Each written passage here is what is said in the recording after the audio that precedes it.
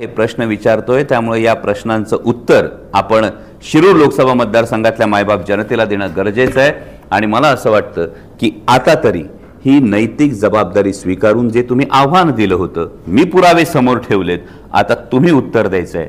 की आता तुम्ही जसं म्हणाला होतात त्या पद्धतीनं तुम्ही शब्दाला पक्के आहात का, त्याप्रमाणे तुम्ही आता निवडणुकीतून माघार घेणार का, आणि त्याही पलीकडे जाऊन ज्या शिरूर लोकसभा मतदारसंघातल्या मायबाप जनतेनं तब्बल 3 टर्म तुम्हाला विश्वासानं निवडून दिलं होतं, त्या शिरूर लोकसभा मतदारसंघातले प्रश्न मांडण्याऐवजी, शिरूर लोकसभा मतदारसंघात एक मोठा प्रोजेक्ट